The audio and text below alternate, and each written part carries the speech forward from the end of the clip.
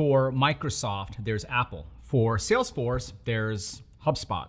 For Zoom, there's WebEx or even GoToMeeting. For PagerDuty, there is Splunk. No matter what category you're in SaaS, there's gonna be competition. And those are just the major categories. You start to think about emerging categories, still younger categories like sales engagement.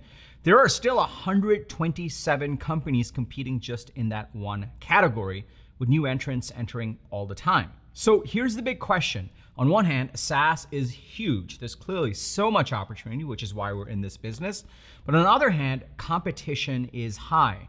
So what do? How do you actually compete? How do you rise above the competition and actually become number one? And how do you actually differentiate in a very crowded, competitive market so your customers pick you?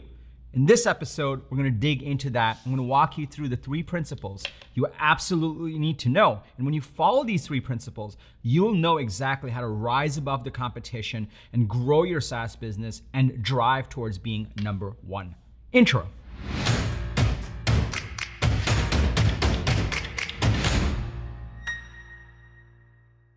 What's up, everybody? Welcome to Unstoppable. I'm TK, and on this channel, I help SaaS founders like you grow your SaaS businesses faster with an unstoppable strategy. Now, if you're new to this channel, welcome. I drop an episode every Sunday with actionable strategies on how to grow your SaaS business. So be sure to hit that subscribe button and that bell icon. That way you'll get notified every single time I drop an episode with the TK energy. Now, if you're already part of this community, if you're part of my coaching programs, my people, it's awesome to see you over here. Thank you for coming back. I'm super pumped to be digging into one of my favorite topics, competition today. Now, I'll be honest, naturally, I was never a very competitive person. In fact, I hated competition. When we first started to see competition in our space, I hated it. I was so annoyed. I'm like, why are these people coming after us? Why are they entering our space? Like, I hated it. But having been in only competitive SaaS categories, 1, I was forced to embrace competition, and 2, I learned to love it. What I realized was that it made us stronger. So with ToutApp, granted, we were involved in the sales engagement space in the very early days, but even back then, it was super competitive. Like, we had Yesware, we had HubSpot coming after us, and we had new entrants. At that point, Outreach and SalesLoft didn't quite exist. They came a little bit later. So it was super competitive even back then and through the entire time that I operated ToutApp. When we sold ToutApp to Marketo, I joined Marketo, I joined their executive team as part of the acquisition. I joined as SVP of strategy. I found myself in the middle of yet another hyper-competitive space of marketing automation. We had Pardot that was owned by Salesforce, and Salesforce was willing to just give it away for free. We had Eloqua, which was owned by Oracle. Oracle was just had armies of salespeople, like just rolling it in. We had HubSpot that was coming up market and encroaching into the mid-market segment where Marketo really thrived. So I've only been in hyper-competitive SaaS spaces. And so I learned to embrace competition. I learned that it actually makes you stronger as a company when you do embrace it. Competition is a good thing. I learned that when you have competitors, together you can actually educate your market faster. So it becomes more legitimate faster, which is also great. And I also learned that there are certain key things you have to do in order to be competitive in SaaS today. So we're gonna dig into the key principles you absolutely need to know. I have 3 of them, and I also have a bonus one in the end that we'll get to, which is super important. So let's dig in. If you're excited to dig in, go ahead and smash that like button for the YouTube algorithm. And let's go into principle number 1. Now, kind of like as always, I always like to set the stage before I go into principle number 1. So let me set the stage, like just so you'll understand. SaaS as an industry is bigger than ever. It's bigger than we imagined. It's growing fast. There's so much opportunity, which is why there's an entire channel like this dedicated to building, scaling SaaS businesses. There's so many founders like you. The other thing is the barriers to entry for SaaS are getting lower and lower and lower. Now, this started years ago with AWS, but today, integrations are easier to do. Authentication is easier to do. Getting SOC 2 compliance is easier to do. I've heard of companies in our coaching program that got it done in like 2 months or less. So barriers to entry to enter into a SaaS business and it's becoming lower and lower and lower. So what that means is there's just more and more competition. The competition is going to be high in whatever category you go into. You could literally be the pioneer in your category, but if you show some traction, there's going to be other companies that come after that category because they're like, we don't have to do all the hard work of finding product market fit. These guys already did it, so we're just gonna go after them. And since we're starting with zero tech debt, since we're starting with no baggage, and they already figured out the hard features, we're just gonna copy it. And that's gonna be a reality of every SaaS space. So that's just kind of the lay of the land. So given that background that there's gonna be competition, that's kind of how these principles are oriented with like, you're not gonna win hoping that no one cares enough about your space. People will follow the money, people will follow the traction. Say you raise a big round, they're gonna notice you. So all those things are going to happen. And so given that, the first principle is something I learned the hard way. You gotta actually have engineering discipline and agility. This is super important, engineering discipline and agility. This is especially true if you're in an earlier category, but it's doubly true if you're trying to play catch up to a category that has already well-established players. And what engineering discipline and agility means, number one, you have to be disciplined about the features you spend your engineering resources on.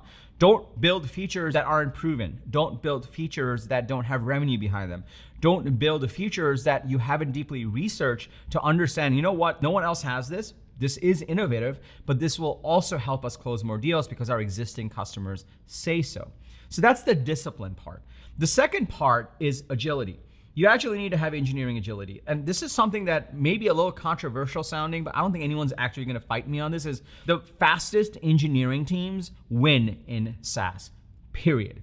If you have a fast, agile engineering team that is literally delivering on customer requests, they're delivering quality features, they're delivering quality experiences, and the product scales effectively, then you're gonna win.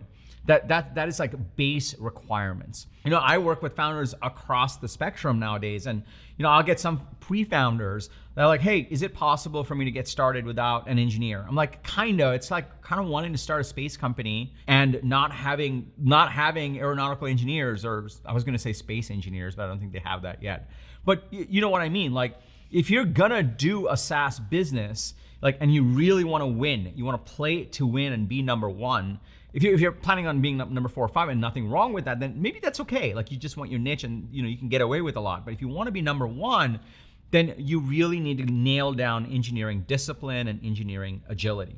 Now, how do you get each of these? The discipline really comes from setting the expectation at the founder level and then really hiring great product management and engineering leaders that know to actually stick to that discipline and have systems in place for prioritizing roadmaps, prioritizing how you make the product better, prioritizing on what features to do. Like, that's the discipline part. The agility part is having great engineers that can actually work effectively and deliver features quickly. And sometimes that means you're working harder than usual. Having that sort of discipline and agility in the engineering culture, that requires a really great VP of engineering and a really great VP of product to really set the tone, set the motion, set the momentum, have the discipline and actually drive that agility.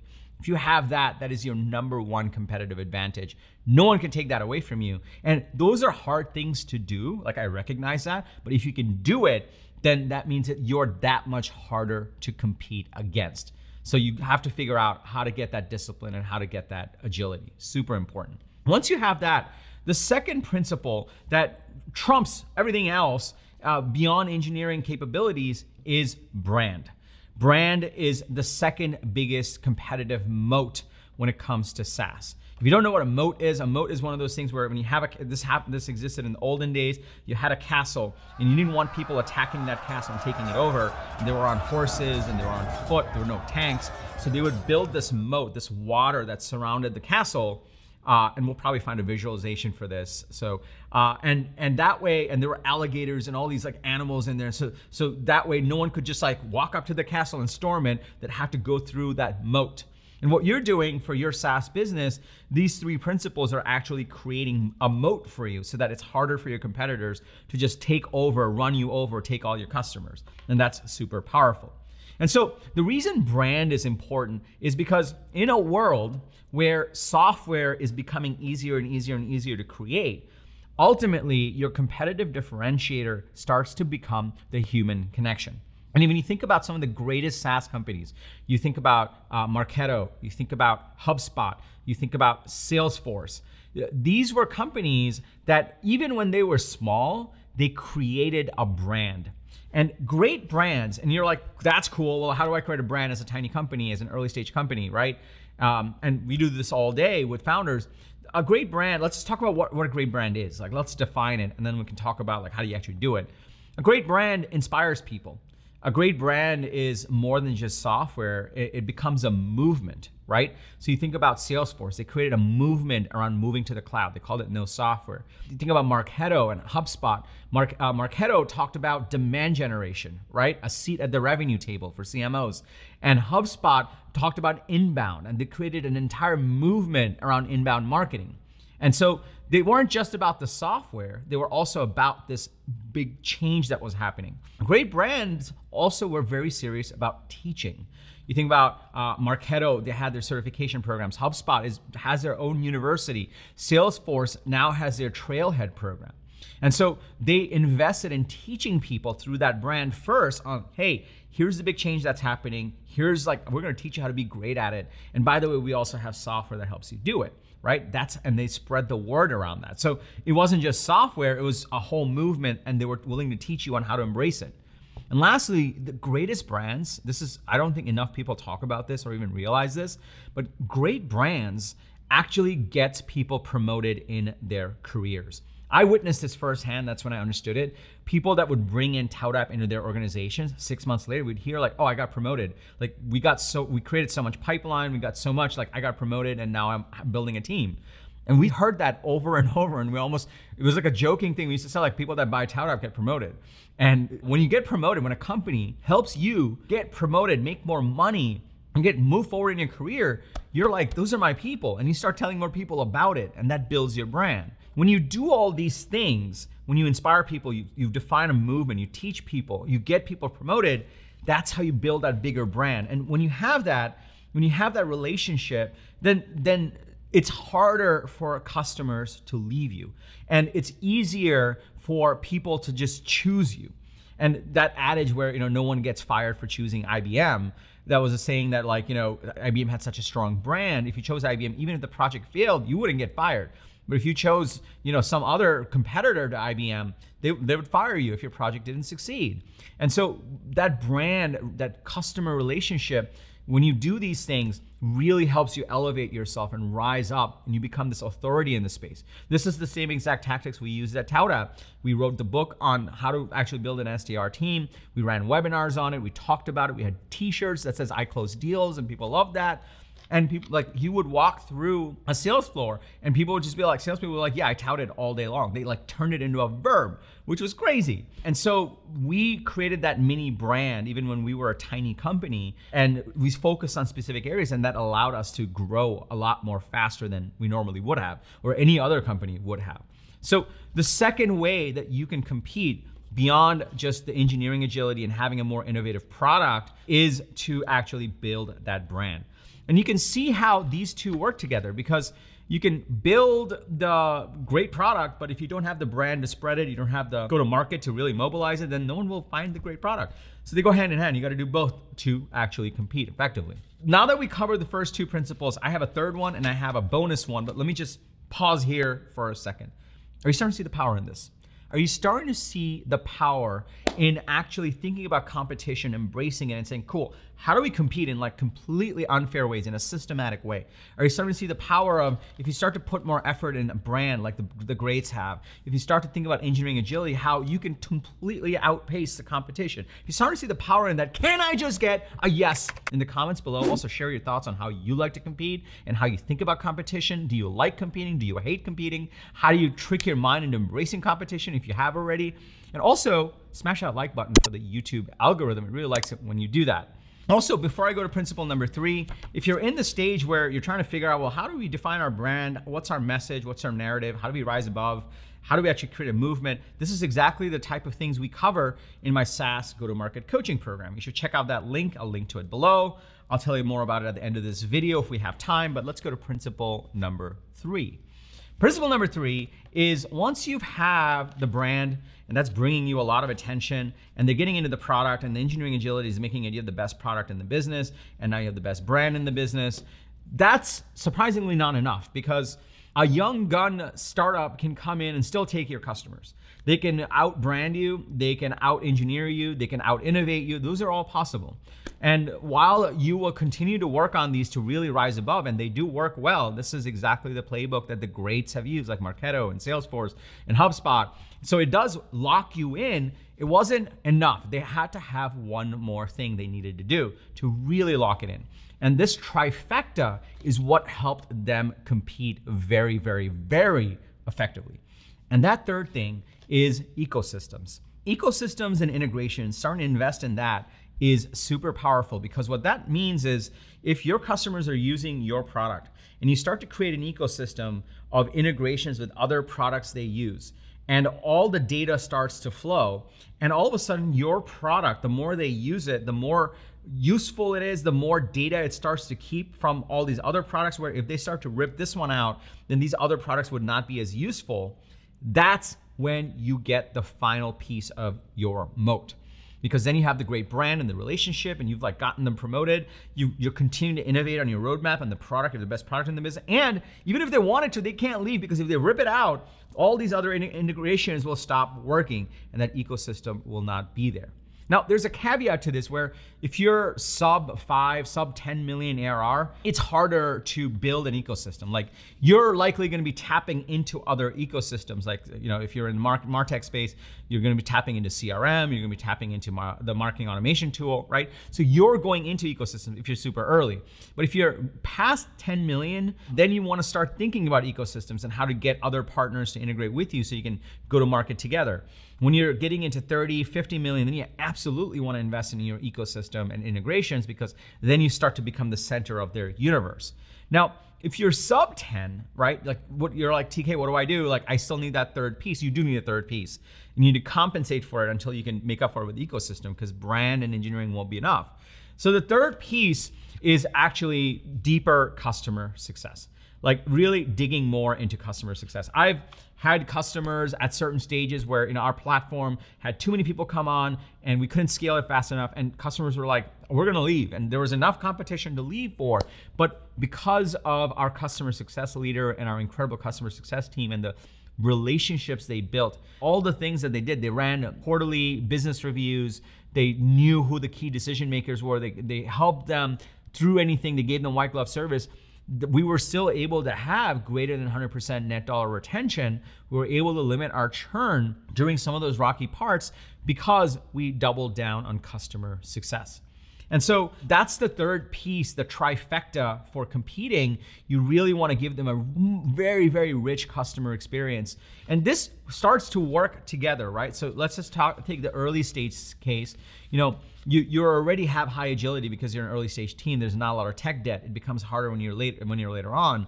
You're starting to build your mini brand. And with that, if you're also teaching them on how to actually be effective through the customer success team, they will never leave you. They will love you forever and you will get them promoted and you will make them successful and then you get more case studies and you share that. So it starts to become this perpetual machine that helps you grow. If you're in the later stages where you're like, you know what, it's starting to get real competitive here. People are acquiring, other people are entering, like what do we do? Then same deal, you wanna start thinking about engineering agility and how to make sure you're driving R&D. You wanna start thinking about how do we actually up-level our messaging, reinvigorate the movement. This is something that, when there was a private equity buyout with Marketo, we had to do this thing. We had to look at the brand. We had to up-level the messaging again. We had to resegment. Those were things we actually did that led to a $4.75 billion sale to Adobe. And then we also doubled down on ecosystem and integrations. I actually ran our alliances organization and we had the technology ecosystem. We did a lot of work around, we did the services ecosystem. And so all three of these things helped us rise above in an environment where Salesforce was giving Pardot for free. Oracle was like, do you want it? Like just take, like it was crazy. And HubSpot was encroaching into the segment that we have owned forever. And so because these things were done, we were able to compete in a very, very, very crazy market. Because on top of that, we were private equity owned. And so we actually had to show EBITDA. You couldn't just outspend your way to grow. So it was like a crazy, crazy exercise, but we were able to pull it off.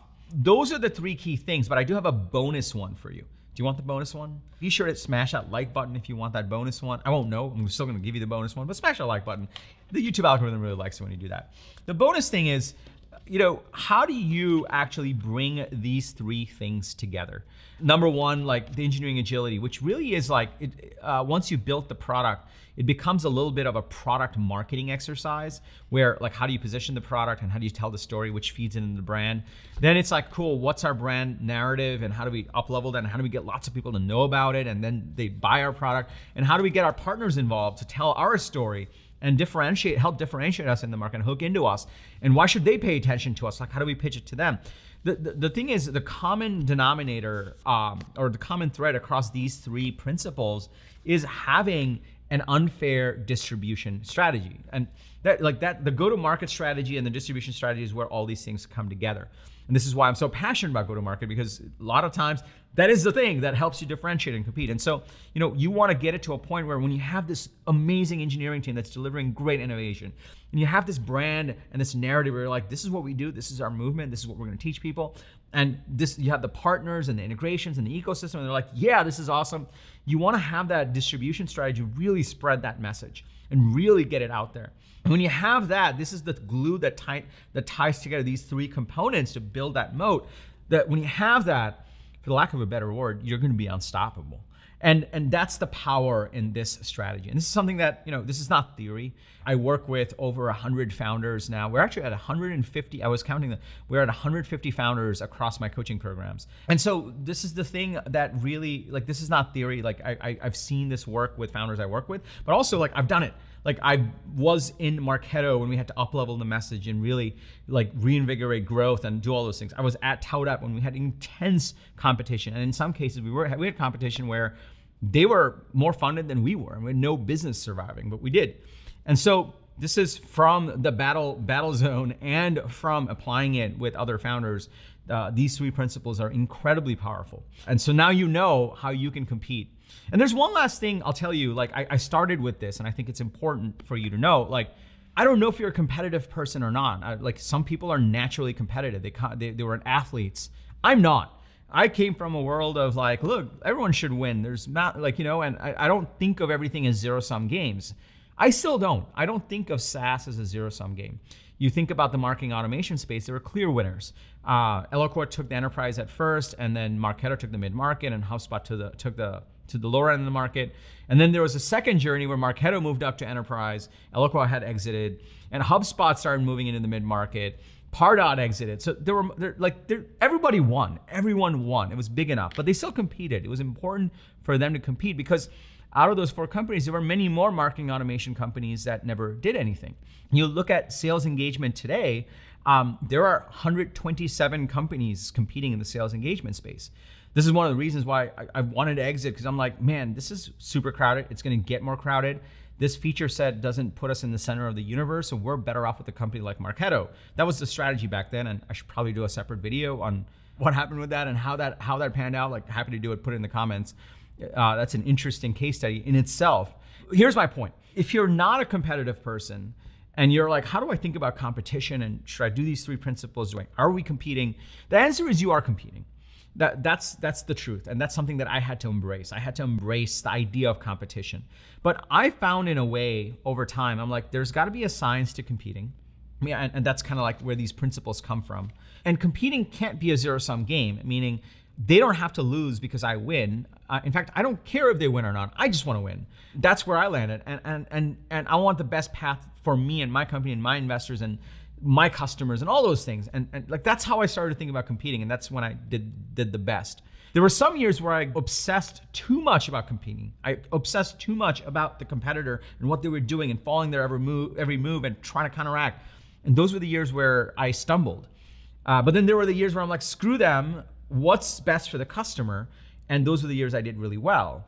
And so the thing I learned about competing, what really, really, really drove it home for me is, one, you shouldn't just ignore competition. That's going to be a thing.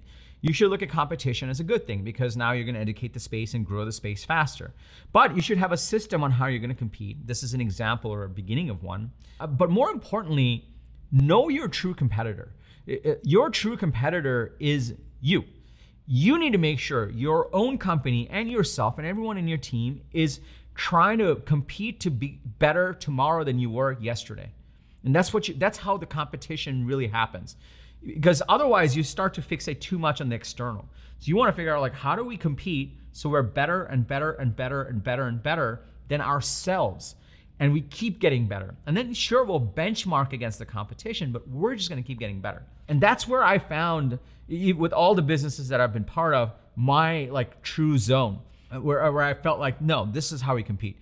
And those were the times we did the best. Those were the years where when I was in that zone where I'm like, here's our system for competing. Here, like once a month, here's how I look at what the competitors are doing. And let's also figure out like how we're gonna get better and better. And like ourselves from yesterday, beating that person is who we are competing against. How do we get better and better and better? How do we make the product better and better? How do we elevate the brand more? How do we help our customers? How do we get more people promoted? That's the thing. When I was channeled into that, that's when I did my best work, and my team and my company did the best work. When we were too obsessed with one or the other, like we didn't do very well. When we ignored competition, we didn't do very well. And that's the big lesson learned. So this video has gone on for long enough. By the way, if you are enjoying this weekly format where I do one video instead of 3 and just like talk to you and give you more value. If you're enjoying these, let me know in the comments. If you're not, also let me know in the comments. We love your feedback. And so before I recap, let me just close off on this and then we'll recap. All of these components that we've talked about, and this is true for everything else I cover in my YouTube videos. My YouTube videos give you like, here are the 3 principles you need to know. And now you're like, maybe you're taking notes and you're like, cool, I gotta go do these things.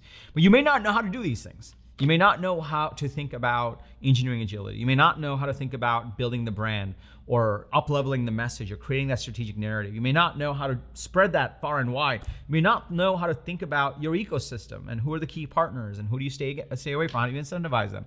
This is why I created my SaaS coaching program. Inside of my SaaS go-to-market coaching program, I actually work with you to help you scale your company. We actually help you build out your go-to-market strategy. We help you execute on it. And we meet weekly as part of a CEO call. I do one-on-one sessions with you. And so if you're looking for a framework to follow on how to do these things, and you're looking for coaching based on someone like me that's been in the trenches, that's what the coaching program is for. So if you're interested in that, I encourage you to actually explore it, consider it, because it helps people get results faster. It helps you grow faster. It helps you raise that next round faster. So you can go to tkkader.com/GTM, tkkader.com/GTM. I'll also link to it below to get more details. It's an application-based process. The only reason we do that is to make sure that we can actually help you. The better the fit, the better the results. So you just fill out a few pieces of information, then we'll get on a call, we'll review what you filled out, and then if it's a fit, then you decide on whether you'd like to be part of it, and then we're off to the races. And it's honestly been like, it's kind of like a second chapter for me after the Tout App and Marketo journey. And it's been one of the most rewarding things I've ever done. And it's been awesome to see all the success we've seen out of people, out of founders in that program. So go check that out. So this video's gone on long enough. Let's quickly recap. So in order to have a competitive differentiation and in order to rise above the competition and grow faster, number 1, engineering discipline and agility. Number 2, brand. Number 3, ecosystem and integrations. If you're farther along, if you're super early, then customer success. And to tie those 3 things together and bring it together, have an unfair go-to-market machine and distribution. And if you need help with any of these components and you want step-by-step instructions from me to follow and my help to actually do this, join my coaching program. Go to tkkader.com/GTM. That's all I have for today. This video has gone on for long enough. If you're still watching, you're awesome. Be sure to smash that like button for the YouTube algorithm. If you haven't subscribed already, I drop videos like this every Sunday with actionable strategies on how to grow your SaaS business. So be sure to hit the subscribe button and that bell icon that you'll get notified.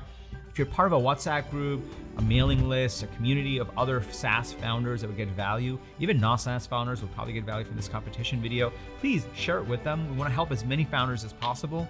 That's our mission here at Unstoppable. So that would be amazing. And lastly, remember, everyone needs a strategy for their life and their business. When you are with us, yours is going to be unstoppable. I'm TK, and I'll see you in the next episode.